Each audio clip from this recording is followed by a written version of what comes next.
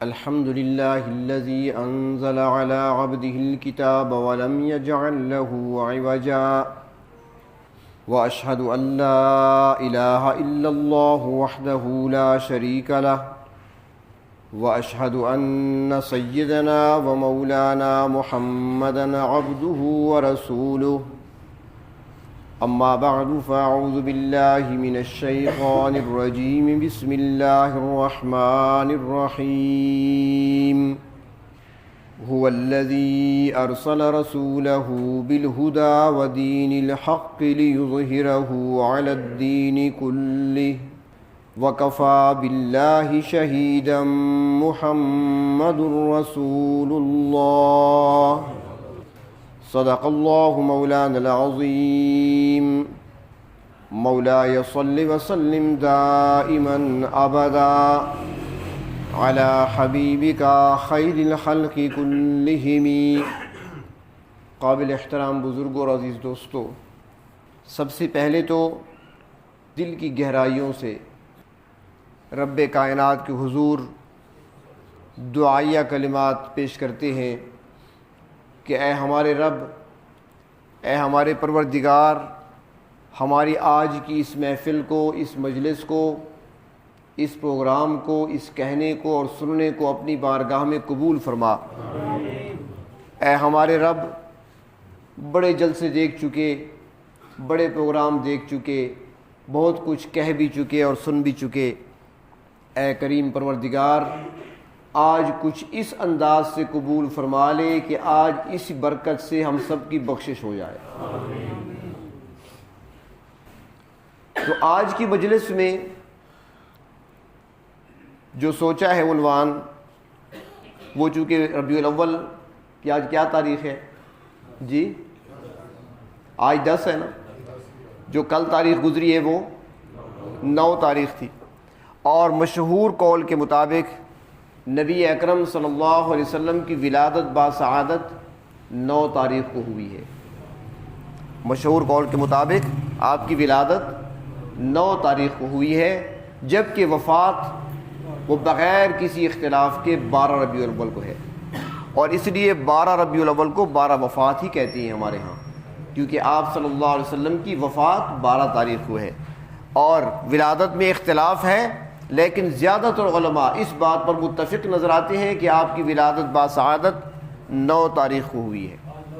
یہ 9 کے عدد میں ایک خاصیت بھی رکھی گئی ہے. یہ 9 کا عدد عام عدد نہیں. 9 تاریخ کو آپ کی ولادت ہوتی ہے، دنیا میں تشریف لاتے ہیں، اور جو دین حضرت آدم علیہ السلام سے شروع ہوا تھا، وہ شریعتیں جو تھوڑی بہت تبدیلی کے ساتھ انبیاء علیہ السلام کے درمیان چلتی آئی تھیں، وہ دین جب مکمل ہوتا ہے، وہ اسلام جب مکمل ہوتا ہے، انسانیت کے لیے پروردگار عالم جب کسی دین کو مکمل کر دیتے ہیں، اپنی نعمت کو مکمل کرنے کا اعلان کرتے ہیں، تو وہ حج کا موقع ہے، عرفات کا میدان ہے، اللہ کے محبوب اونٹنی پر سوار ہیں. قرآن کریم کی آیت نازل ہوتی ہے، الیوم اکملت لکم دینکم واتممت علیکم نعمتی ورضیت لکم الاسلام دینا. دین مکمل ہو گیا. جب دین مکمل ہوا تو تاریخ وہ بھی 9 تھی. یہ ولادت 9 تاریخ، لیکن مہینہ ربیع الاول کا، اور وہاں پر 9 تاریخ لیکن مہینہ ذی الحج کا. اب 9 کے عدد میں کیا خاصیت ہے، یہ بھی ساتھ عرض کرتا جاؤں. فرماتے ہیں کہ 9 کا عدد ایسا ہے کہ اس سے جو بھی ٹکرانے کی کوشش کرتا ہے وہ خود پاش پاش ہو جاتا ہے، 9 باقی رہتا ہے. 9 سے جو بھی ٹکرایا وہ خود مار کھا گیا، 9 باقی رہا. سمجھ آئیے کہ نہیں؟ یہ ٹکرانے کو کیا کہتے ہیں؟ اسکول پڑھے ہوئے ماشاءاللہ سارے. ٹکر کسے کہتے ہیں؟ ضرب دینا. ضرب دینا یہ ٹکرانا ہے. آپ دیکھیں 9 کے ساتھ 2 کو ٹکراؤ، 9 دونے 8 اور 1 9 تیا 27. پہاڑے آتے ہیں نا، 9 تیا 27، 7 اور 2 9 4 36، 6 اور 3 9 باقی رہتا ہے، وہ خود ختم. 6 اپنا عدد کھو بیٹھا، 3 اپنی حیثیت کھو بیٹھا، 9 باقی رہا، 9 5 45، 5 اور 4 9 6 54، 4 اور 5 چلے جائیں آپ۔ جو بھی 9 سے ٹکرائے گا وہ پاش پاش ہو جائے گا، 9 باقی رہے گا۔ اللہ نے ولادت بھی اپنے محبوب صلی اللہ علیہ وسلم کی 9 تاریخ کو رکھی ہے کہ جو میرے پیغمبر سے ٹکرانے کی کوشش کرے گا وہ ٹوٹ جائے گا، بکھر جائے گا، میرے نبی باقی رہے گا، ان کی نبوت باقی رہے گی، رسالت باقی رہے گی۔ اور دین کو مکمل کیا تو وہ بھی 9 تاریخ کو کہ جو بھی اس دین سے ٹکرانے کی کوشش کرے گا وہ خود اپنا وجود کھو بیٹھے گا، اسلام باقی رہے گا۔ تو چونکہ 9 ربیع الاول ولادت ہے تو اسی مناسبت سے بات ابھی شروع نہیں کی میں نے، تو اسی مناسبت سے کچھ ولادت کے بارے میں ہی تذکرہ کرنا ہے آج مختصر سے وقت میں، کیونکہ اکثر ساتھی کھانا عشاء کے بعد ہی کھاتے ہیں، اس لیے زیادہ وقت نہیں لیں گے آپ کا۔ نبی اکرم صلی اللہ علیہ وسلم کی ذات گرامی کو دیکھا جائے تو ہر لحاظ سے ہمیں نرالا پن نظر آتا ہے۔ انسان جو بھی دنیا میں آئے، چاہے وہ کتنا بڑا انسان کیوں نہ ہو، جب اس کی سیرت کو لکھا جاتا ہے، جب اس کی تاریخ کو لکھنے کوئی مورخ بیٹھتا ہے یا اس کی زندگی کے احوال کو لکھا جاتا ہے تو اس شخصیت کی زندگی کے 4 دور سامنے آتے ہیں: بچپن، لڑکپن، جوانی، بڑھاپا۔ یہ 4 دور ہوتے ہیں ہر شخص کی زندگی میں، بچپن ہے، لڑکپن ہے، جوانی ہے، بڑھاپا ہے۔ جتنی بڑی شخصیات گزری ہیں، کسی کی بھی آپ سوانح عمری اٹھا کر دیکھ لیں، کسی کی بھی آپ تاریخ اٹھا کر دیکھ لیں، آپ کو 4 دور نظر آئیں گے۔ لیکن جناب رسول اکرم صلی اللہ علیہ وسلم کی سیرت طیبہ کا جب آپ مطالعہ کریں گے تو پھر وہاں پر 4 دور نظر نہیں آئیں گے آپ کو، وہاں پر آغاز سے ہی آپ کے تذکرے آپ کو نظر آئیں گے۔ کائنات پر انسان نے، زمین پر، دھرتی پر انسان نے ابھی قدم نہیں رکھا، آپ کا ذکر ہو رہا تھا۔ حضرت آدم علیہ السلام کو بھی خلافت نہیں ملی، آپ کا ذکر ہو رہا ہے۔ حضرت یوسف کو ابھی حسن نہیں ملا، آپ کے تذکرے ہو رہے تھے۔ حضرت موسیٰ کو بھی عصا نہیں ملا، تذکرے آپ کے ہو رہے ہیں۔ حضرت عیسیٰ کو ابھی تک نبوت نہیں ملی، آپ کے تذکرے ہو رہے ہیں۔ حضرت داؤد کو ابھی زبور نہیں ملی، آپ کے تذکرے ہو رہے ہیں۔ بلکہ اس کائنات میں آپ اگر غور و فکر کریں گے اور مطالعہ کریں گے تو آپ کو موتی ملیں گے، آپ کو یہ نظر آئے گا کہ اس کائنات میں، اس دھرتی پر کوئی جگہ ایسی نہیں جہاں پر آپ کے تذکرے آپ کے آنے سے پہلے نہ ہوتے رہے ہوں۔ آپ کا آغاز شروع سے، لیکن یہ عنوان میرا نہیں ہے، آپ کے بچپن سے ہم نے آغاز کرنا ہے۔ عبد المطلب کے بیٹے ہیں حضرت عبداللہ، عمر ان کی ہے 18 سال، جوان ہیں 18 سال کے۔ شادی ہوئی، ایک مشہور اور شریف قبیلہ ہے، شریف بنی زہرہ، اس کی ایک خاتون ہے حضرت آمنہ، ان کے ساتھ نکاح ہوتا ہے حضرت عبداللہ کا۔ نکاح ہوا، شادی ہوئی، چند مہینے گزارے، چونکہ وہ تاجر تھے، تجارت کیا کرتے تھے۔ 2 سفر ہوتے تھے سال میں، ایک یمن کی طرف، ایک شام کی طرف۔ تجارتی سفر ہے، حضرت عبداللہ کو بھی تجارتی سفر پہ جانا پڑا۔ 18 سال کی عمر میں قافلے کے ساتھ روانہ ہوئے تجارت کے لیے، اپنے والد صاحب سے اجازت لیتے ہیں، اپنے بھائیوں سے ملتے ہیں، اپنی دلہن سے اجازت لیتے ہیں۔ کیا منظر ہوگا، کیسی اجازت لی ہوگی؟ اجازت لی حضرت آمنہ سے، سفر پہ روانہ ہوئے۔ حضرت آمنہ کھڑی ہیں، دور تک جاتے ہوئے قافلے کو دیکھ رہی ہیں، اپنے شہزادے کو جاتے ہوئے دیکھ رہی ہیں، اور تقدیر کہہ رہی تھی آمنہ جی بھر کر دیکھ لے، یہ ایسے سفر پہ چلا ہے جس کی واپسی نہیں ہوگی۔ حضرت عبداللہ روانہ ہوئے سفر پر، قافلہ پہنچا، تجارت ہوئی، واپس آ رہا ہے، مدینہ منورہ کے قریب قافلہ پہنچتا ہے۔ حضرت عبداللہ بیمار ہو گئے، بیماری نے شدت اختیار کر لی، یہاں تک کہ سفر کے قابل نہیں رہے۔ قافلے والوں نے ان کو مدینہ طیبہ، ان کے والد کے رشتہ داروں کے ہاں چھوڑا، باقی قافلہ مکہ پہنچ گیا۔ عبد المطلب جاتے ہیں استقبال کے لیے، بیٹا آیا ہے، وہاں گئے تو عبداللہ نظر نہیں آیا، پوچھا میرا بیٹا کہاں ہے، میرا لخت جگر کہاں ہے، وہ تو اسی قافلے کے ساتھ ہی گیا تھا۔ جواب ملتا ہے عبد المطلب آپ کے صاحبزادے، آپ کے لخت جگر عبداللہ بیمار ہو گئے، بیماری نے شدت اختیار کر لی، ہم اسے یثرب میں چھوڑ کے آئے ہیں، وہ چلنے کے قابل نہیں تھا، وہ سواری پہ بیٹھنے کے قابل نہیں تھا، انتہائی کمزور تھا، بیمار تھا، چھوڑ آئے۔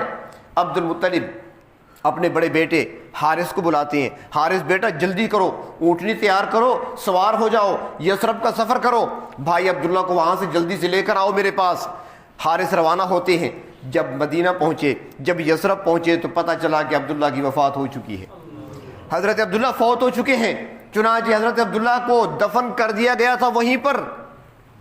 یہ ابھی جو تعمیرات ہو رہی تھی نا، مسجد نبوی میں توسیع کا کام ہو رہا تھا، غالباً مولانا عبد المعبود صاحب نے لکھا ہے شاید، وہ لکھتے ہیں کہ جب توسیع کا کام ہو رہا تھا ملک فہد کے دور میں مسجد نبوی کو وسعت دی جا رہی تھی، اور جو اس زمانے کا مدینہ شہر تھا نا وہ سارا مسجد میں آ گیا آج کل، تو دوران وسعت 2 قبریں آ رہی تھیں، تو کام روک دیا گیا کہ 2 قبریں ہیں اور ہیں بہت پرانی، پتہ نہیں کس کی ہیں۔ تو ایک قبر کے بارے میں مشہور چلا آ رہا تھا کہ یہ حضرت عبداللہ کی قبر ہے، مشہور تھا لوگوں میں، صدیاں گزر چکی ہیں، 14 صدیاں گزر گئی، 1400 سال گزر گئے، لیکن لوگوں میں مشہور تھا کہ یہ حضرت عبداللہ کی ہے اور دوسری کا پتہ نہیں تھا۔ چنانچہ علماء کا اجلاس بیٹھا کہ فیصلہ کیا جائے کیا کریں، ان کے اوپر تعمیرات کا کام کریں یا کھدائی تم نے کرنی ہے۔ تو علماء نے فیصلہ کیا کہ احترام کے ساتھ دونوں قبروں کو کھولا جائے، اگر کچھ باقیات مل جائیں، کچھ ہڈیاں وغیرہ کچھ مل جائے تو بقی قبرستان میں دفن کر دیں گے، اور اگر کچھ نہ ملا تو بس پھر ٹھیک ہے، کھدائی ہو جائے گی۔ چنانچہ قبروں کو کھولا گیا، 14 صدیاں گزر چکی ہیں۔ دیکھنے والوں نے دیکھا ایک قبر تو خالی تھی، اس میں کچھ نہیں تھا، اور جب دوسری کو کھولا گیا 18 سال کا جوان مسکراتا ہوا چہرہ لیے آرام کر رہا تھا۔ چنانچہ ان کو عزت و احترام سے وہاں سے نکال کر بقی میں دفن کیا گیا۔ یہ اسی صدی کا واقعہ ہے۔ تو حضرت عبداللہ 18 سال کی عمر میں مدینہ منورہ میں وفات پائی، شادی کو چند ہی سال ہوئے تھے، اور حضرت آمنہ حضرت عبداللہ کی امانت لیے ہوئے تھی۔ ہاں، ان کے بطن میں امانت تھی عبداللہ کی، اور وہ امانت بھی کیسے، وہ امانت بھی ایسی کہ حضرت آمنہ فرماتی ہیں کہ عجیب صورتحال تھی، میں بڑی حیران تھی، کبھی خوفزدہ بھی ہو جاتی تھی، کبھی ڈرنے بھی لگتی تھی میرے ساتھ کیا ہو رہا ہے۔ میں سنا کرتی تھی کہ جو خاتون حاملہ ہوتی ہے، پیٹ پہ بڑا بوجھ ہوتا ہے، طبیعت خراب ہوتی ہے، اس سے کچھ کھایا پیا نہیں جاتا، میرے ساتھ ایسا کوئی معاملہ نہیں۔ مجھے بتایا گیا تھا عورتیں تکلیف میں ہوتی ہیں، مجھے تکلیف کوئی نہیں تھی۔ لوگ کہا کرتے تھے، عورتیں کہا کرتی تھی بچہ جب پیٹ میں ہوتا ہے، جو اس کا وزن بڑھتا ہے، ماں کو تکلیف ہوتی ہے، سونے میں تکلیف، اٹھنے میں تکلیف، بیٹھنے میں تکلیف۔ فرماتی ہے میں تو پہلے سے بھی جوان نظر آتی تھی، میں تو پہلے سے بھی صحت مند نظر آتی تھی، مجھے ایسی کوئی تکلیف محسوس نہیں ہوتی تھی۔ ہاں، اتنی بات اور بھی تھی، وہ کہتی ہے میں جس طرف بھی جاتی تھی خوشبوئیں آیا کرتی تھی، ہر طرف سے خوشبو آتی تھی۔ اور ایک بار تو عبد المطلب کو کسی نے کہہ دیا، عبد المطلب اپنی بہو کو سمجھاؤ، ابھی چند مہینے ہوئے ہیں، تھوڑا عرصہ ہوا ہے، ان کے خاوند فوت ہو گئے، حضرت عبداللہ فوت ہو گئے، بیوہ ہو گئی ہیں، اور بیوگی کی حالت میں جوانی بھی ہے، بیوگی بھی ہے، یہ خوشبو کیسے لگاتی ہیں؟ جب باہر نکلتی ہیں تو ہر طرف خوشبو پھیل جاتی ہے۔ عبد المطلب آتے ہیں، غمزدہ تو تھے، جوان بیٹا چلا گیا تھا، آتے ہیں حضرت آمنہ کے سر پہ ہاتھ رکھتے ہیں، آنکھوں میں آنسو ہیں، کہتے ہیں بیٹا آمنہ ایک بات میری سن لے، تو خوشبو استعمال کرتی ہے نا، تو اب تو مجھے لوگ بھی تانے دینے لگے، عورتیں بھی شکوے کرنے لگیں کہ عبد المطلب کی بہو بیوہ ہونے کے باوجود تیز عطر استعمال کرتی ہے، خوشبو استعمال کرتی ہے، بیٹا خوشبو کا استعمال نہ کیا کرو، تمہارے لیے اچھا نہیں ہے، بیوہ ہو تم۔ حضرت آمنہ رو پڑتی ہیں، کہتی ہیں ابا جان آپ کیا کہہ رہے ہیں، میں نے تو ساری زندگی کبھی خوشبو کو ہاتھ تک نہیں لگایا، میں نے تو خوشبو آج تک دیکھی نہیں ہے، خاوند میرے چلے گئے مجھ سے، میں بیوہ ہوں گھر میں، آپ گھر کے بڑے ہیں، مجھے خوشبو لا کر کون دے گا؟ ہاں اتنی بات ہے کہ جب سے عبداللہ کی امانت میرے بطن میں آئی ہے اس دن سے میرے پسینے سے خوشبو آنے لگی ہے۔ بلکہ میں آپ کو اور بتاتی ہوں کہ آگے بھی سنیں، مجھ سے جب آپ نے بات چھیڑ دی ہے تو اب آگے بھی سنیں کہ جب سے میرے بطن میں یہ امانت آئی ہے، اب حالت یہ ہے کہ جب پتھروں پہ میں چلا کرتی تھی، مکے کی سرزمین پر میں باہر نکلا کرتی تھی، وہ نوکیلے پتھر میرے پاؤں میں چبھا کرتے تھے، آج جب میں پتھروں پہ پاؤں رکھتی ہوں تو وہ فوم کے گدے بن جاتے ہیں، وہ میرے لیے کپاس کے گالے بن جاتے ہیں، میرے لیے پتھر نوکدار پتھر نرم ہو جاتے ہیں۔ بلکہ وہ کہنے لگی میں جس طرف چلتی ہوں مجھے لگتا ہے کہ ہر درخت اور درخت کی ہر شاخ مجھے مرحبا کہتی ہے، میں پتھروں کے قریب سے گزرتی ہوں، پتھر مجھے سلام کرتے ہیں، میں کنویں پہ کبھی چلی جاتی ہوں تو لوگ کنویں میں پانی بھرنے کے لیے ڈول لٹکاتے ہیں، لیکن جب میں پہنچی ہوں مجھے ڈول نہیں لٹکانا پڑتا، کنویں کا پانی اوپر آ جاتا ہے، پانی استقبال کے لیے میرے لیے اوپر آ جاتا ہے۔ ابا جان میں اور کیا بتاؤں، میں رات کو جب چارپائی پہ ہوتی ہوں آسمان کی طرف دیکھتی ہوں، مجھے لگتا ہے کہ آسمان پر چمکنے والے ستارے مجھے سلامی دے رہے ہیں۔ اب تو حالت میری یہ ہے کہ میں سوتی ہوں تو مجھے مبارکبادیں ملتی ہیں، مجھے مبارکباد دی جاتی ہے، بشری یا آمنہ، اے آمنہ تجھے مبارک ہو۔ میں سوچتی ہوں کس چیز کی مبارک ہے، بلکہ ابا جان اور بھی سن لیجئے کہ مجھے تو آنے والے کا نام بھی بتا دیا گیا ہے، مجھے کہہ دیا گیا ہے کہ آمنہ تجھے مبارک ہو، اور سن لو انک قد حملت بسید الاولین والآخرین، آمنہ جانتی ہو تمہارے بطن میں کون ہے، تمہارے پیٹ میں کون ہے، تمہارے بطن میں اولین و آخرین کا سردار ہے۔ اذا ولدت فسمیہ محمد، جب پیدا ہو جائے تو اس کا نام محمد رکھنا صلی اللہ علیہ وسلم۔ حضرت آمنہ بتاتی ہے عبد المطلب خاموش ہو جاتی ہے، اور پھر وہ گھڑی آ گئی جب اللہ کے محبوب صلی اللہ علیہ وسلم دنیا میں تشریف لائے۔ حضرت آمنہ فرماتی ہیں جب آپ کی ولادت ہوئی، آپ کی جب ولادت ہوئی، فرمایا اتنی روشنی پھیلی، اتنی روشنی ہوئی، کمرہ روشن نہیں ہوا، مکہ روشن نہیں ہوا، فرمایا کہ میں نے اپنے کمرے میں بیٹھے ہوئے شام کے محلات کو دیکھ لیا۔ وہ کہتی ہے اتنی روشنی نکلی، اتنی روشنی پھوٹی کہ میں نے اپنے کمرے میں بیٹھے ہوئے وہیں سے میں نے بصرہ میں چلنے والے اونٹوں کی گردنوں کو دیکھ لیا۔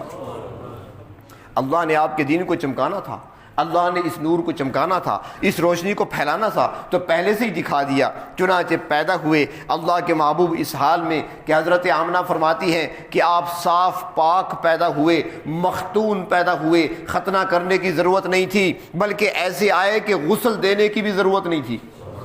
یہ کسی پیدا ہونے والے بچوں سے جا کر پوچھو، کسی ہسپتال کی دائیا اور نرس سے پوچھیں، یا اپنے گھر میں اپنی بیوی سے پوچھ لیں، بچہ جب دنیا میں آتا ہے تو کتنی گندگی ہوتی ہے، کتنی غلاظت ہوتی ہے، لیکن فرماتی ہیں وہ ایسے صاف آئے جیسے غسل کر کے آئے ہو۔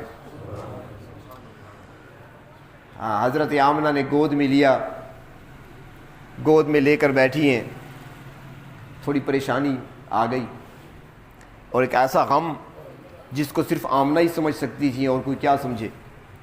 وہ صدمہ، وہ غم تازہ ہو گیا عبداللہ کی جدائی کا۔ بچہ تو پیدا ہو گیا، باپ موجود نہیں ہے، چند مہینے شادی کے ہوئے تھے، چند مہینے اکٹھے گزارے تھے، سفر پہ گئے، وفات ہو گئی، واپس پلٹ کر نہیں آئے۔ حضرت آمنہ بچے کو گود میں لے کر بیٹھی ہیں، سوچوں میں ڈوبی ہوئی ہیں، سوچ رہی ہیں اے میرے پروردگار، بچہ آپ نے دے دیا، میں تو اس بچے کے سہارے زندگی گزار لوں گی، ساری زندگی اس بچے کے ساتھ گزار لوں گی، لیکن اے پروردگار لوگوں کے بچے ہوتے ہیں، باپ ان کے لیے کھلونے لے کر آتے ہیں، اس کے لیے کھلونے لے کر کون آئے گا؟ بچہ ذرا چلنے کے قابل ہوتا ہے، باپ کی انگلی پکڑ کر چلا کرتا ہے، اس کا وہ باپ بھی نہیں جو انگلی پکڑ کر اس کو چلا سکے۔ اے میرے پروردگار میرے بچے کا کیا بنے گا؟ میرے بچے کے سر پہ باپ کا سایہ نہیں ہے۔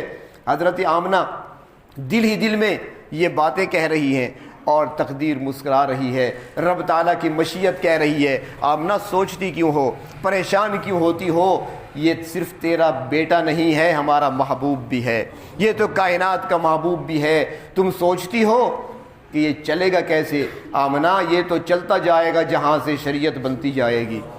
آمنہ یہ تیرا بچہ کوئی عام بچہ تو نہیں ہے، یہ جب مسکرائے گا تو حوروں کو جوانی ملے گی، یہ جب اوپر دیکھ کر بولے گا تو قرآن بن کر نازل ہوگا، یہ جب نیچے دیکھ کر بولے گا تو حدیث بنتی چلی جائے گی، یہ جب ہاتھ ہلائیں گے تو سنت بنتی چلی جائے گی، یہ کام کریں گے دوسروں کے لیے نجات کا ذریعہ بنتا چلا جائے گا۔ آمنہ پریشان کیوں ہوتی ہو؟ اگر اس کی آنکھوں میں سرما ڈالنے کے لیے کوئی سرما لانے والا باپ نہیں ہے تو ہم اس کی آنکھوں میں زاغ البصر کا سرما ڈال دیں گے۔ آمنہ پریشان کی ہوتی ہو؟ آج آپ یہ سوچ رہی ہو کہ بھئی باپ بیٹوں کو بچوں کو چوما کرتے ہیں، اس کو چومنے والا کوئی نہیں۔ آمنہ یہ نہ سوچو قد نرا تقلب وجهک فی السماء، یہ تیرا لال جب اوپر دیکھے گا ہم پیار سے تکیں گے، ہم اس کے چہرے کو پیار سے دیکھیں گے. جب یہ سر سے دستار کو ہٹائے گا ہم واللیل کہہ دیں گے. جب یہ اپنے چہرے کو دھوئے گا ہم والضحیٰ کہہ دیں گے. آمنہ پریشان نہ ہو, بچوں کو باپ سیر کرایا کرتے ہیں, بچوں کو باپ لے جایا کرتے ہیں سیر کرانے کے لیے, یا خود بھی جوان سیر کے لیے جایا کرتے ہیں کہ کہاں تک چلے جائیں گے. کوئی امریکہ تک چلے جائے گا, کوئی سیر کے لیے سوئٹزرلینڈ تک چلے جائے گا, کوئی برطانیہ تک چلا جائے گا. آمنہ یہ تیرا لال وہ ہے, اگر اس کا جی چاہے گا سیر کرنے کو ہم عرش پہ بلا لیں گے. آمنہ پریشان نہ ہو, اگر دوستوں کی ضرورت ہوگی ابو بکر و عمر دے دیں گے, اگر خادموں کی ضرورت ہوگی انس و بلال دے دیں گے. نبی اکرم صلی اللہ علیہ وسلم تشریف لائے دنیا میں. حضرت آمنہ ابھی وہ پوری طرح پیاس نہیں بجھی تھی کہ دستور کے مطابق, رواج کے مطابق عورتیں آتی تھیں اور لے جاتی تھیں بچوں کو تربیت کے لیے, دیہاتوں میں لے جاتی تھیں. چنانچہ عورتیں آئیں قبیلے سے, اور قبیلہ بھی دور کا, طائف سے بھی آگے ہے. وہاں سے قبیلہ بنو سعد کی عورتیں آئیں, بچوں کو تلاش کیا, اور فائدہ یہ ہوتا تھا کہ وہ بچہ لے جاتی تھیں, بچے کی تربیت کرتی تھیں, انہیں زبان دانی سکھاتی, عربی زبان سکھایا کرتی تھی, کیونکہ شہروں میں جو زبان ہے نا وہ مکس ہو جاتی ہے اور دیہاتوں میں خالص زبان ہوا کرتی ہے. ہمارے ہاں بھی ایسے ہوتا ہے نا, ہمارے شہروں میں زبان آپس میں مکس ہو جاتی ہے. مکس کا ترجمہ کرو ذرا سا کہ میں, یہ مکس بھی تو انگلش کا لفظ ہے نا جی. چلو ہاں ٹھیک ہے جی, ٹھیک ہے جی, ٹھیک, چلو ٹھیک ہے, آپ ماشاء اللہ قابل ہیں, لیکن گارڈر کو کیا کہیں گے, ٹی آئرن کو کیا کہیں گے. کچھ چیزوں کے نام نہیں ہے ہمارے پاس. ایک میرے پاس دیہاتی آیا تو جلدی میں تھا, تو میں نے کہا کہاں جلدی میں جا رہے ہو, کہنے لگا بچی کی شادی ہے. میں نے کہا آج ہے؟ اس نے کہا نہیں آج تو نہیں ہے, سامان لینے جا رہا ہوں. تو میں نے پوچھا کیا لینا ہے؟ اس نے کہا ٹھڈی الماری گننی ہے. ٹھڈی الماری کسے کہتے ہیں؟ تو دیہاتوں میں زبان اپنی ہوتی ہے, وہاں پر خالص ہوا کرتی ہے, ہمارے ہاں مکس ہو جاتی ہے. تو وہاں پر بھی ایسے ہے. مکہ میں چونکہ وہ تجارتی قافلے آتے تھے, یمن سے بھی آتے تھے, شام سے بھی لوگ آتے تھے, مختلف علاقوں سے لوگ آتے تھے. شام کی عربی اپنی ہے, مصر کی عربی اپنی ہے, سعودیہ کی عربی اپنی ہے, تو مکس ہو جاتی ہیں.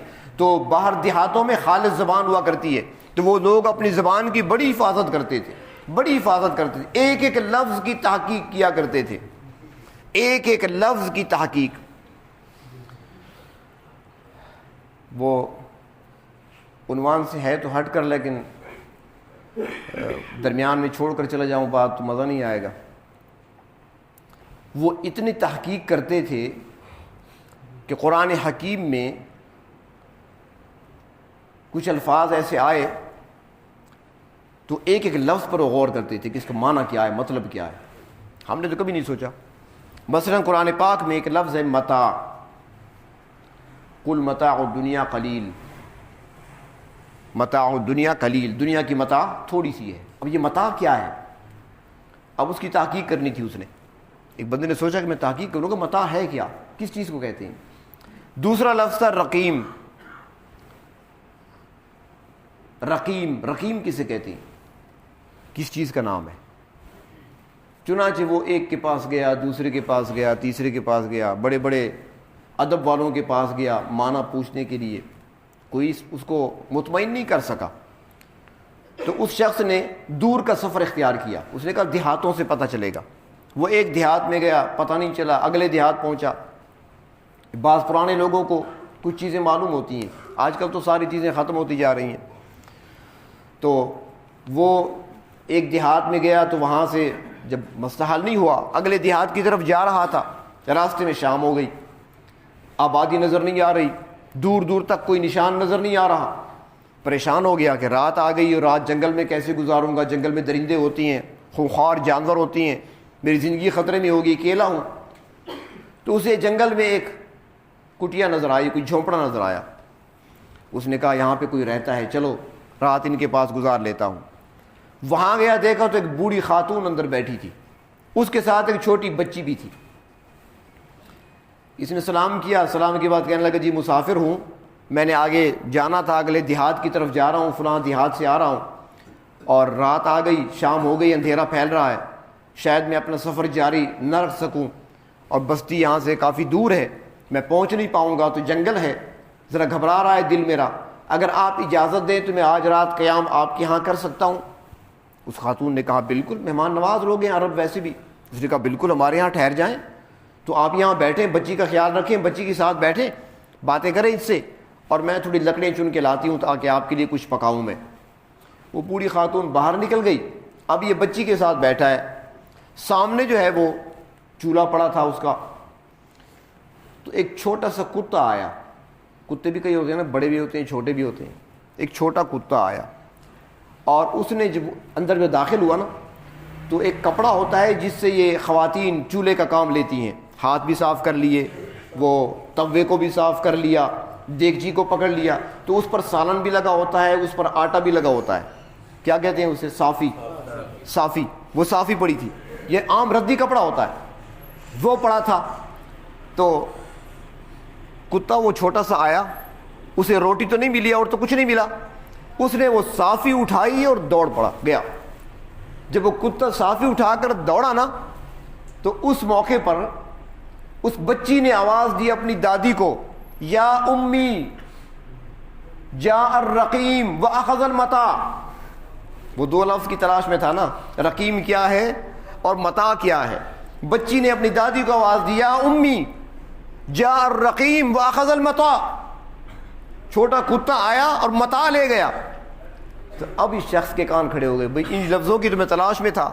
تو اب سمجھ آیا کہ متاع کیا ہے، بیکار چیز، ردی چیز. یعنی وہ صافی ردی ہوتی ہے نا، ردی چیز. اللہ فرماتے ہیں دنیا میں جو کچھ تمہیں نظر آتا ہے سب کچھ ردی کا مال ہے، اصل نعمتیں تو جنت میں ہے، یہاں پہ کچھ نہیں ہے، یہ سارا متاع ہے. کل متاع الدنیا قلیل، یہ دنیا میں ہے متاع، وہ بھی تھوڑا سا. تو بہر طور میں عرض کر رہا تھا کہ وہ تحقیق کیا کرتے تھے لوگ، اپنی زبان کی حفاظت کیا کرتے تھے، اپنی زبان کو محفوظ بنانے کے لیے بچوں کو دیہات میں بھیج دیا کرتے تھے. چنانچہ قبیلہ بنو سعد کی عورتیں آئیں اور بچے جو پیدا ہوئے تھے مکہ مکرمہ میں، وہ ایک ایک گھر جا رہی ہیں کس کے ہاں بچہ پیدا ہوا تاکہ لے جائیں. تو ان خواتین میں سے ایک خاتون تھی جن کا نام ہے حلیمہ. لیکن کون جانتا تھا کہ حلیمہ سعدیہ بننے والی ہے. وہ حلیمہ سب سے آخر میں آئی کیونکہ وہ کمزور تھی، اس کی سواری بھی کمزور، اونٹنی تھی اس کے پاس، کمزور سی اونٹنی، غربت کی ماری تھی بیچاری، خاوند اس کے ساتھ تھا وہ بھی کمزور سا بندہ تھا، یہ بھی کمزور سی تھی، بیمار رہتی تھی. اب یہ سب سے آخر میں پہنچے. جب گئے تو دیکھ لیا قبیلے کی عورتیں ساری پہلے پھیل گئی ہیں مکہ شہر میں، بچہ تو شاید کوئی نہ بچا ہو، تو لہٰذا یہ بھی چل پڑی. اپنی علاقے کی عورتوں سے پوچھتی ہیں، اب جو اکٹھے آئی تھیں قافلے میں، کہ ہاں بھئی کوئی بچہ ہے کسی کے ہاں کہ تم نے اٹھا لیا؟ وہ کہتے ہیں ہم نے اٹھا لیا، فلاں سردار کا بیٹا میں نے لیا ہے، فلاں بڑے آدمی کا بیٹا اس نے لیا ہے، فلاں امیر بندے کا تاجر کا بیٹا اس نے لیا ہے. بھئی میرے لیے کوئی بچہ ہے کہ نہیں؟ بتایا کہ ایک بچہ تو ہے لیکن ہے یتیم. بچہ ایک ہے لیکن ہے یتیم. عبد المطلب کے گھر میں ہے. عبد المطلب سردار تھے، بیت اللہ کے متولی تھے، لیکن ان کے ہاں غربت کا ڈیرا رہتا تھا ہمیشہ. تجارت بھی کیا کرتے تھے، ابو طالب بھی تاجر تھے، تجارت کرتے تھے. حضرت عبداللہ بھی تجارت کے لیے گئے تھے، راستے میں فوت ہوئے. غربت تھی. تو یہاں پر یہ بھی عرض کرتا جاؤں کہ یہ غربت ان کے ہاں کیوں تھی؟ تاجر تو تھے، یہ غربت کیوں تھی؟ اس پر لکھا ہے کہ غربت اس لیے تھی کہ اس گھرانے کے پاس جو بھی ہوتا تھا یہ حاجیوں پر لٹا دیتے تھے. غربت اس لیے تھی. حاجیوں کو ستو گھول گھول کر پلانا اور شربت پلانا. اور شربت کیسے؟ جگ نہیں بناتے تھے. آج تو ہم پہلے بتاتے ہیں نا، 2 مہمان ہیں 2 گلاس بنانے ہیں، تیسرا نہ بنے. 2 بندے ہیں 2 گلاس ہی بنانے ہیں. 4 بندے آئے ہیں تو 4 گلاس شربت کے بننے چاہیے، 5واں نہ بنے. اور گلاس بھی ذرا چھوٹا ہونا چاہیے، بڑے نہیں ہونے چاہیے. یہ پہلے ہم گھر میں نصیحتیں کر کے باہر آتے ہیں. لیکن وہ شربت کیسے بناتے تھے؟ جو پانی کا تالاب ہوتا تھا سارے تالاب کو بیٹھا کر دیتے تھے، جو بھی آئے پیتا رہے. تو جو کچھ ہوتا تھا وہ حاجیوں پر لٹا دیتے تھے، اس لیے ان کے ہاں غربت تھی. غربت تو تھی ان کے ہاں. تو حضرت حلیمہ نے سوچا چلو چلی جاتی ہوں.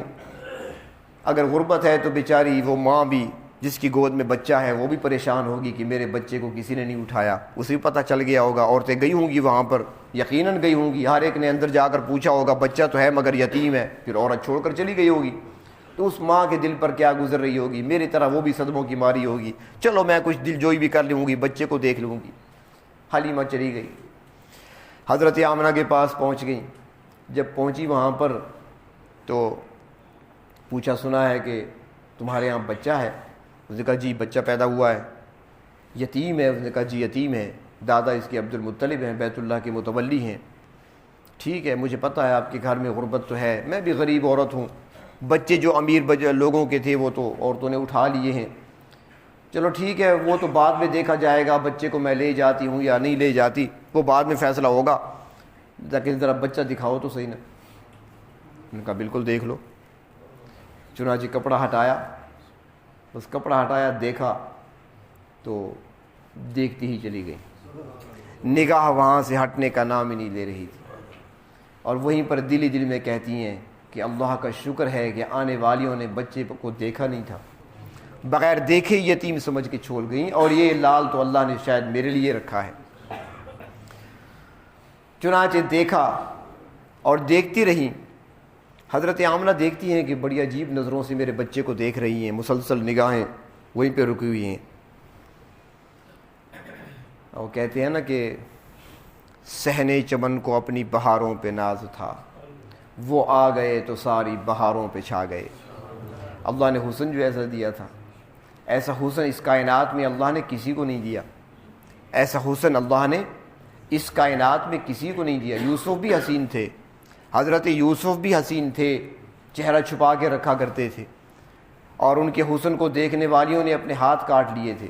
قرآن حکیم میں آتا ہے حسن تھا یوسف کا، قرآن حکیم میں ہے کہ انہوں نے اپنے ہاتھ کاٹ دیے جب دیکھا انہوں نے یوسف کو وہاں سے گزرتے ہوئے۔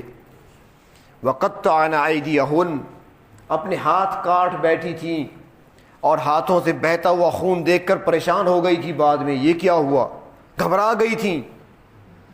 کسی نے حضرت عائشہ صدیقہ کے سامنے تذکرہ کیا کہ یوسف حسین تھے، دیکھنے والیوں نے اپنے ہاتھ کاٹ دیے۔ حضرت عائشہ فرمانے لگی مسکرا کر، انہوں نے حسن یوسف کو دیکھا تھا، میرے محبوب کا حسن نہیں دیکھا۔ انہوں نے یوسف کا حسن دیکھا تھا، میرے محبوب کا حسن نہیں دیکھا۔ یوسف کو دیکھنے والیوں نے صرف انگلیاں کاٹی تھیں، اور میرے محبوب کو دیکھنے والوں نے اپنے گلے کٹوا دیے۔ اور مزے کی بات ایک اور اللہ کے نیک بندے نے کہی، اس نے کہا کہ یوسف کو دیکھ کر انگلیاں کاٹنے والیاں انگلیاں تو کاٹ بیٹھیں مگر پریشان ہو گئیں، گھبرا گئیں، بہتا ہوا خون دیکھ کر گھبرا اٹھی، کیا ہو گیا۔ لیکن یہاں حالت یہ ہے کہ گلے کٹوانے والوں نے گلے بھی کٹوا دیے، پریشان ہونا کیا ہوتا ہے، انہوں نے گلے کٹتے وقت کہہ دیا فزت ورب الکعبہ، رب کعبہ کی قسم میں کامیاب ہو گیا۔ حسن اللہ نے ایسا عطا فرمایا۔ وہ کہتے ہیں کہ اللہ رب العزت نے جو حسن پیدا فرمایا نا، آدھا حسن یوسف کو دیا، آدھا حسن کائنات میں تقسیم کیا۔ تو پھر کسی نے سوال کر دیا کہ بھئی آدھا تو یوسف کو مل گیا، آدھا کائنات میں تقسیم ہوا، تو اللہ نے محبوب کو کتنا دیا پھر؟ تو جواب دینے والوں نے جواب دیا، بھئی تمہیں کس نے کہا ہے کہ اللہ نے محبوب کو بھی حسن دیا؟ اللہ نے باقیوں کو حسن دیا ہے، محبوب کو جمال دیا ہے۔ یہاں حسن کی تو بات ہی نہیں ہے، یہاں پر تو جمال دیا ہے، اور جمال تمام حسینوں کے حسن سے بڑھ کر ہے۔ تو بہر طور حضرت آمنہ دیکھتی ہیں اور دیکھتی رہ جاتی ہیں کہ حلیمہ تو نظریں گاڑ کے کھڑی ہے۔ حضرت آمنہ پوچھتی ہیں حلیمہ کیا دیکھ رہی ہو؟ وہ کہتی ہیں جی میں نے تو بڑے بچے دیکھے ہیں، لیکن ایسا بچہ میں نے آج تک دیکھا نہیں ہے، ایسا حسین ایسا خوبصورت میں نے آج تک نہیں دیکھا۔ حضرت آمنہ کہتی ہیں حلیمہ کہاں سے آئی ہو تم، کس قبیلے سے آئی ہو، پتہ نہیں کہاں رہتی ہو تم، جنگل میں چند گھر ہوں گے وہاں پر، تم نے کیا دیکھا ہے؟ یا طائف کا بازار تھوڑا سا دیکھا ہوگا، مجھ سے پوچھو، مکہ میں رہتی ہوں، یہاں پر قافلے آتے ہیں، تجارتی قافلے آتے ہیں، یہاں پر عمرہ کرنے والے آتے ہیں، یہاں پر حاجی حج کرنے کے لیے پورے عرب سے آتے ہیں، عورتیں آیا کرتی ہیں ہر سال، ہم دیکھتی ہیں عورتوں کو، یہاں پر ان کے اٹھائے ہوئے بچوں کو دیکھتی ہیں۔ میں شہر میں رہنے والی ہوں، ایسا بچہ میں نے نہیں دیکھا، تم دیہات میں کیسے دیکھتی؟ عبد المطلب بھی پیچھے سنتے ہوئے آ رہے تھے، انہوں نے سن لیا، بھئی کیا کہہ رہی ہو؟ انہوں نے کہا ہم بات کر رہے تھے آپ کے پوتے عبداللہ کے لخت جگر کے حسن کی بات ہو رہی ہے۔ عبد المطلب کہتی ہیں کہ تم مکہ میں رہتی ہو، یہ دیہات میں رہتی ہے، مجھ سے پوچھو، میں نے بڑے سفر کیے، میں شام بھی گیا ہوں، میں مصر بھی گیا ہوں، اور میں یمن بھی گیا ہوں، میں نے علاقہ دیکھے ہیں، گھوما ہوں پھرا ہوں، تجارت بھی کی ہے، میں نے بھی ایسا نہیں دیکھا۔ علماء نے لکھا ہے کہ جبریل امین نے سنا تو وہ بھی پکار اٹھے کہ آفاق ہا گردیدہ ام، مہر بتاں ورزیدہ ام، بسیار خوباں دیدہ ام، لیکن تو چیزیں دیگری۔ وہ کہتے ہیں تم نے کیا دیکھو، مجھ سے پوچھو، میں آدم کو دیکھ چکا ہوں، آدم کی ساری ذریت کو دیکھ چکا ہوں، میں نے ہر نبی کو دیکھا، ہر ولی کو دیکھا، میں نے ہر غازی کو دیکھا، ہر شہید کو دیکھا، میں نے ہر تاجر کو دیکھا، میں نے ہر بندے کو دیکھا، ہر بچے کو دیکھا، ہر جوان کو دیکھا، ایسا حسن تو میں نے آج تک نہیں دیکھا۔ پروردگار عالم نے فرمایا میں کیوں بحث کرتے ہو، جب میں نے پیدا ہی نہیں کیا تم دیکھتے کیسے؟ جب میں نے ایسا پیدا ہی کوئی نہیں کیا تم کہاں سے دیکھتے؟ چنانچہ حضرت حلیمہ آپ کو اٹھا کر لے جاتی ہیں۔ خاوند پوچھتا ہے بچے کو لے آئی؟ کہتی ہیں ہاں لے کے آئی ہوں۔ چلو چلیں سفر کریں؟ وہ کہتی ہیں ہاں، قافلے والے سارا قافلہ تیار ہے، اور وہ سارے انتظار کر رہے تھے، سارے کہہ رہے ہیں حلیمہ جلدی کرو، آتے ہوئے تمہارے لیے ہم انتظار کرتے رہے، جگہ جگہ رکتے رہے، تمہاری اونٹنی چل نہیں سکتی، اور پھر ہم کو رکنا پڑتا تھا تمہارے لیے، اور پھر تم سستی کر رہی ہو، جلدی کرو۔ وہ کہتے ٹھیک ہے۔ حضرت حلیمہ بچے کو لے کر پیچھے بیٹھی ہیں، شوہر خاوند آگے بیٹھا ہے، اونٹنی کو کھڑا کرتی ہیں، اونٹنی چلتی نہیں، اونٹنی کھڑا ہونے کا نام نہیں لیتی۔ پریشان ہو گئے، کمزور تو پہلے بھی ہے، اتنا گزارا تو تھا، چل رہی تھی، اب تو وہ چلنے کا نام نہیں لے رہی، اب تو مزید بیکار ہو گئی کہ ہوا کیا ہے؟ حضرت حلیمہ کہتی ہیں اپنے خاوند سے میرے سرتاج بات کچھ اور ہے، اونٹنی کی کمزوری کی بات نہیں۔ وہ کہتے ہیں وہ کیا؟ وہ کہنے لگی میں بچے کو دیکھ کر آئی ہوں، اسے اٹھا کر آئی ہوں، مجھے لگتا ہے یہ سردار ہے، جب تک یہ آگے نہیں ہوگا اونٹنی نہیں چلے گی، اسے آگے کرنا ہوگا۔ خاوند کہتا ہے مجھے دو، خاوند گود میں اپنی رکھتا ہے بچے کو، اونٹنی کھڑی ہو جاتی ہے، دوڑ پڑتی ہے۔ اور پھر تھوڑی دیر گزری تو پیچھے والے کہنے لگی، عورتیں پکار کر کہنے لگی حلیمہ سواری وہی ہے تمہاری یا کوئی اور ہے؟ پہلے تو تمہارا انتظار کرنا پڑتا تھا، اب تو تمہاری بریکیں نہیں لگ رہی، اب تو دوڑی چلی جا رہی ہو، ہم تمہارا ساتھ چل نہیں سکتی، کہاں سے لی سواری؟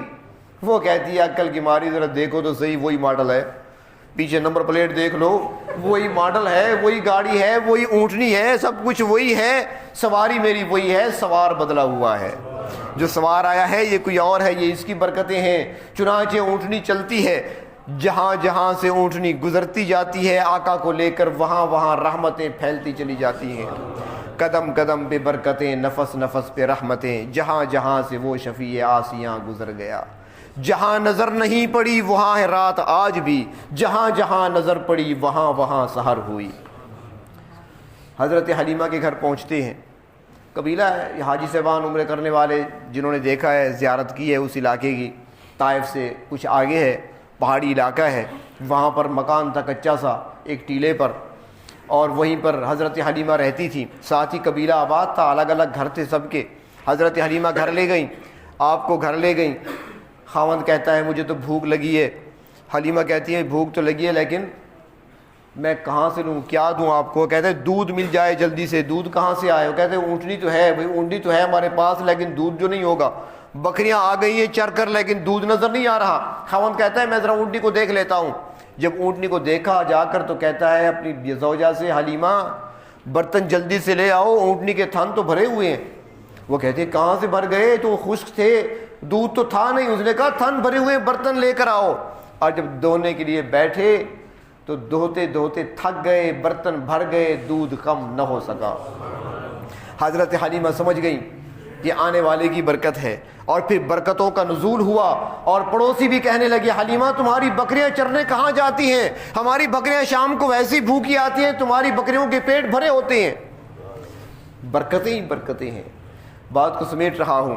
ایک دن آپ کی رضائی بہن حضرت شیمہ کہتی ہے امی جان ہم روز جاتے ہیں بکریاں چرانے، میں بھی جاتی ہوں، میرا بھائی ساتھ عبداللہ بھی جاتا ہے، تو ہم چاہتے ہیں کہ آج بھائی محمد کو بھی ساتھ لے جائیں۔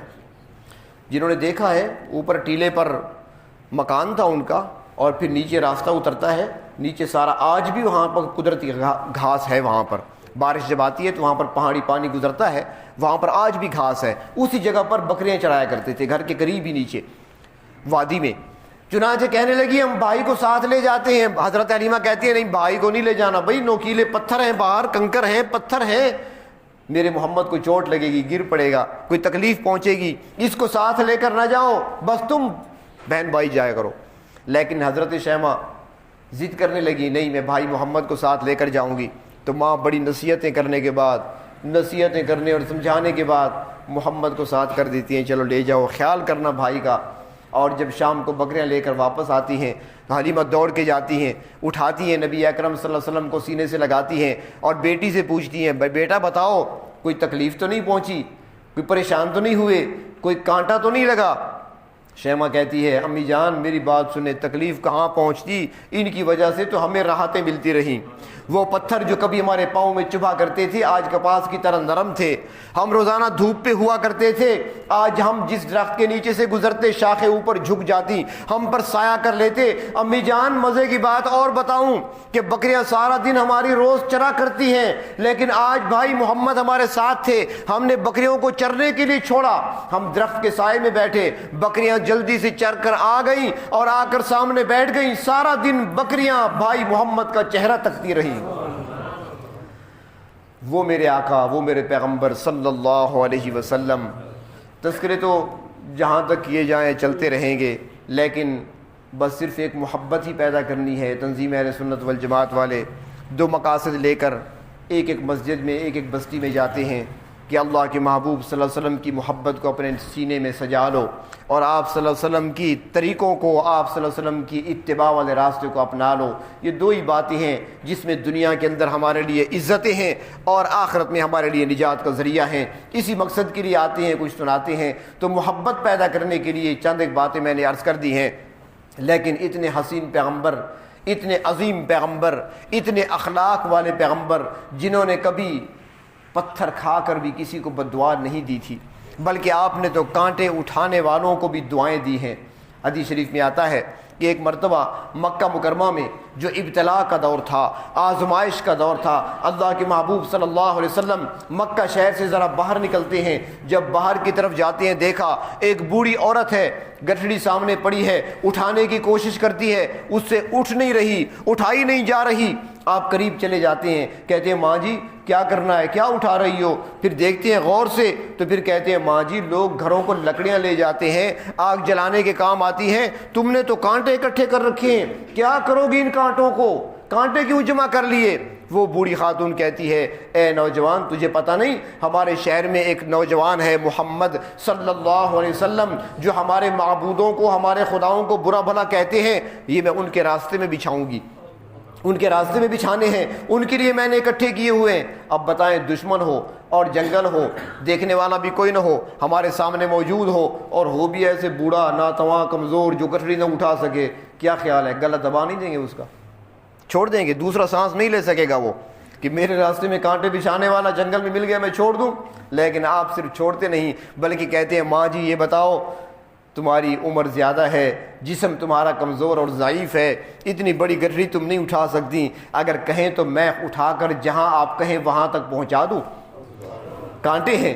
وہ کہتی ہے آپ کی مہربانی ہوگی۔ آپ اپنے سر مبارک پر گٹھڑی کانٹوں کی اٹھاتے ہیں، بڑھیا کے ساتھ چلتے ہیں، جہاں وہ کہتی ہے وہاں پر گٹھڑی رکھ دیتے ہیں، جب چلنے لگتے ہیں وہ بوڑھی خاتون کہتی ہے اے نوجوان بڑے اخلاق والے ہو، آپ بڑے اچھے ہیں، میں نے آپ جیسا اچھا انسان نہیں دیکھا، اپنا تعارف تو کرا کے جاؤ، تم ہو کون، اپنا نام تو بتاؤ۔ آپ صلی اللہ علیہ وسلم سر مبارک جھکا کے کھڑے ہیں، وہ خاتون دیکھتی ہے کہتی ہے بتاؤ نا آپ نے تعارف نہیں کرایا، اوے آپ کی آنکھوں میں آنسو کیوں آ گئے، آپ پریشان کیوں ہو گئے، آپ نے تو نیکی کا کام کیا تھا، لوگ نیکی کر کے خوش ہوتے ہیں، بڑے فخر سے بتایا کرتے ہیں نیکی کرنے والا میں کون ہوں، اور آپ کی آنکھوں میں آنسو آ گئے، بتاؤ نا ذرا آپ کون ہیں؟ آپ فرماتے ہیں ماں جی کیا پوچھتی ہو، میں وہی ہوں جس کو تمہاری قوم جادوگر کہتی ہے، میں وہی ہوں جس کو تمہاری قوم دیوانہ کہتی ہے، میں وہی ہوں جس کو تمہاری قوم مجنون کہتی ہے۔ وہ عورت کہنے لگی کہ جو بھی کہتے ہیں آپ کو مجنون، اگر مجنون ایسے ہوتے ہیں، اگر دیوانے ایسے ہوتے ہیں تو پھر تو میں دعا کرتی ہوں اللہ ایسے دیوانوں سے دنیا کو بھر دے۔ یہ دیوانہ کہاں سے ہے؟ وہ قدموں میں گر پڑتی ہے، کہتی ہے مجھے معاف کر دیجئے، میں غلطی کرتی رہی، اب بھی غلطی پہ تھی، آپ کے جو اخلاق ہیں، آپ کا جو دین سکھا رہا ہے میں نے آج سمجھا ہے، میں نے آپ کو پہلی بار آج دیکھا ہے، مجھے کلمہ پڑھا دیجئے۔ وہیں پر کلمہ پڑھ لیتی ہے۔ میرے وہ پیغمبر جو کانٹے بچھانے والوں کے لیے بھی مسکراہٹ لیے ہوتے تھے، وہ پیغمبر جو پتھر کھا کر بھی دعائیں دیا کرتے تھے، وہ پیغمبر کہ جس کے دل میں امت کا درد یہ تھا کہ امت سویا کرتی تھی، آپ جاگ جاگ کر امت کے لیے رو رو کر دعائیں کیا کرتے تھے۔ آج امت کا حال یہ ہے کہ آج دشمن کی طرف سے اگر آپ صلی اللہ علیہ وسلم کی توہین سر عام کی جاتی ہے تو آج ہم اتنے کمزور ہو چکے ہیں کہ ہم صرف بسکٹ نہیں چھوڑ سکتے، ہم بسکٹوں کی خاطر اللہ کے محبوب کی توہین کو برداشت کر رہے ہیں۔ لہٰذا ہمیں چاہیے، اور کچھ نہیں کر سکتے، تفصیل میں نہیں جاتا، سب کو پتہ ہے کہ فرانس میں جو کچھ ہو رہا ہے اور جو کچھ ہوا اور ان کی حکومتی سرپرستی میں ہو رہا ہے، ان کے صدر کے اعلان پہ سب کچھ ہو رہا ہے۔ میرے آقا صلی اللہ علیہ وسلم کے خاکے بنا کر دیواروں پر لٹکائے جا رہے ہیں، لگائے جا رہے ہیں، تو آج اور ہم کچھ نہیں کر سکتے تو کم از کم اتنا تو کر سکتی ہیں کہ ان کی مصنوعات کا بائیکاٹ تو کر سکتی ہے نا، اپنے ایمان کا اظہار تو کر سکتی ہے نا کہ جو میرے نبی کا نہیں، جو میرے نبی کی توہین کرنے والا ہے، کم از کم میں ان کی طرف دیکھوں تو نہیں نا۔ ایمان ہم سے کیا مطالبہ کرتا ہے؟ حضرت ابوبکر صدیق بیٹھے ہیں، بیٹا آ گیا، سامنے بیٹھ گیا، باتیں ہو رہی ہیں، گفتگو ہو رہی ہے، بیٹا کہنے لگا ابا جان میں تو اسلام میں بعد میں داخل ہوا، ابو بکر کا بیٹا بعد میں اسلام میں قبول کیا، وہ کہتا ہے ابا جان میں تو مسلمان بعد میں ہوا تھا، جب بدر کا دن تھا، بدر کے میدان میں جب لڑائی ہو رہی تھی، آپ مسلمانوں کی طرف سے لشکر میں شامل تھے، میں ابو جہل کے لشکر میں تھا، میں اس وقت کفار کی طرف سے آیا تھا، میدان بدر میں ابا جان کئی مرتبہ ایسے ہوا آپ میرے سامنے آ گئے لیکن میں جلدی سے وہاں سے ہٹ جاتا تھا۔ صدیق اکبر نے بڑے غور سے بیٹے کو دیکھا، کہنے لگے بیٹا یہ تو تھا لیکن میں نے تجھے نہیں دیکھا، اگر میرے سامنے آتا میری تلوار سے بچ کر نہ جاتا۔ بیٹا کہنے لگا ابا جان کیا میں آپ کا بیٹا ہوں، آپ مجھے قتل کرتے؟ صدیق اکبر کہتے ہیں، جھوم کر کہتے ہیں بیٹا جو میرے محمد کا نہیں وہ میرا بھی نہیں۔ تو کم از کم ایمان مطالبہ یہ کرتا ہے ہم سے، کم از کم جو ہمارے محمد کا نہیں، جو توہین کرنے والے ہیں، ہم ان کے بسکٹ نہیں چھوڑ سکتے، ہم اس کے بغیر کیا جی نہیں سکتے، کیا اس کے بغیر زندہ نہیں رہ سکتے، ہم دوسری چیزیں استعمال نہیں کر سکتے، تو کم از کم ایک تو ہم ان کی مصنوعات کا بائیکاٹ کریں، اور دوسرا پروردگار عالم سے دعا تو کر سکتے ہیں، اے ہمارے پروردگار ہم بہت کمزور ہیں، اپنے محبوب کی آپ نے پہلے بھی حفاظت فرمائی تھی، آپ نے خود ہی فرمایا تھا کہ میں تیری حفاظت کروں گا، محبوب پہرے دار کھڑے کرنے کی ضرورت نہیں ہے، یعصمک من الناس، اللہ تعالیٰ خود آپ کی حفاظت کریں گے۔ اللہ اس وقت بھی آپ نے حفاظت کی تھی، اے پروردگار ایک وقت وہ بھی آیا تھا کہ جب یہود نے اور عیسائیوں نے مل کر سازش کی تھی، آپ کے روضہ اطہر تک پہنچنے کی کوشش کی تھی، اللہ آپ نے نور الدین زنگی کے ذریعے سے اس وقت بھی حفاظت کی تھی، اللہ آج بھی ضرورت ہے کوئی نور الدین زنگی بھیج دے، اللہ آج بھی ضرورت ہے کوئی صلاح الدین بھیج دے، اے کریم پروردگار ایسا فرد بھیج دے اور اس کے ذریعے سے اپنے محبوب کی ناموس کی حفاظت فرما لے۔ اور دوسری بات آخری کہ جو واقعہ پشاور میں ہوا آپ سب حضرات نے سنا ہے، معصوم بچوں پر جو وحشیانہ انداز سے ظلم کیا گیا، میں یہاں پر یہ کہوں گا کہ انہوں نے نقصان اپنا کیا ہے، وہ تو خوش ہوں گے کہ ہم نے بہت بڑی کارروائی کر لی ہے، جہنم خرید لی ہے، انہوں نے جہنم خریدی ہے، اور دنیا بھی ان کے لیے جہنم ہوا کرتی ہے۔ تاریخ کو ذرا دیکھیں، اگر اور کوئی نظر نہیں آتا تو پرویز مشرف کو دیکھ لو کس حال میں پڑا ہے، کس حال میں ہے، لال مسجد کی بچیوں کا حساب دے رہا ہے۔ اب یہ دنیا کا عذاب ہے، اور آخرت کا عذاب وَلَعَذَابُ الْآخِرَةِ اکبر، آخرت کا عذاب تو بہت بڑا ہوگا، وہ یقینی ہے۔ یہ دنیا کے اندر بھی عذاب اور سزا ملا کرتی ہے، اپنے لیے جہنم خرید لیے، بچوں کا کیا ہے، وہ تو قیامت کا دن ہوگا۔ حدیث شریف میں آتا ہے کہ جس حال میں جس کو موت آتی ہے قیامت کے دن اس حال میں اٹھایا جائے گا، یہاں تک فرمایا گیا کہ ایک آدمی اگر احرام باندھ کر تلبیہ پڑھتے ہوئے حج کے لیے جا رہا ہے، عمرے کے لیے جا رہا ہے، راستے میں موت واقع ہو گئی، قیامت کے دن لبیک لبیک کہتا ہوا قبر سے اٹھے گا، وہ اس حال میں اٹھے گا۔ تو جس حال میں دنیا سے جائے گا، تو لوگوں دنیا کے اندر کوئی مر رہا ہے تو وہ آئے گا قیامت کے دن اس حال میں کہ اس کو ڈرپ لگی ہوگی، کوئی اس حال میں آئے گا کہ اس کو انجیکشن لگے ہوں گے، کوئی اس حال میں آئے گا کہ گناہ کرتے ہوئے آئے گا، کسی کے ہاتھ میں شراب کی بوتل ہوگی، کسی کے ہاتھ میں کوئی اور گناہ کا آلہ ہوگا۔ لیکن قربان جاؤں پشاور کے ان بچوں پر جب قیامت کا دن ہوگا، جب یہ شہداء آئیں گے، اللہ کے محبوب کی حدیث مشکات کو سینے سے لگا کر آئیں گے، مشکات کی حدیث پڑھتے پڑھتے اپنی جانیں دی ہیں، اللہ کے محبوب صلی اللہ علیہ وسلم کے فرامین کو پڑھتے ہوئے تعلیم حاصل کرتے ہوئے جانیں دی ہیں، تو وہی کتابیں سینے سے لگا کر آئیں گے۔ وہ تو کامیاب تھے، کامیاب ہو گئے، لیکن ظلم کرنے والے ناکام تھے اور ناکام رہیں گے۔ لیکن جو ظلم ہوا ہے ہم اس ظلم کی بھرپور مذمت کرتے ہیں اور حکومت سے مطالبہ کرتے ہیں کہ جو اس میں ملوث ہیں ان ارکان کو فی الفور گرفتار کیا جائے اور ان کو قرار واقعی سزا دی جائے تاکہ آئندہ اس قسم کے واقعات رونما نہ ہونے پائیں۔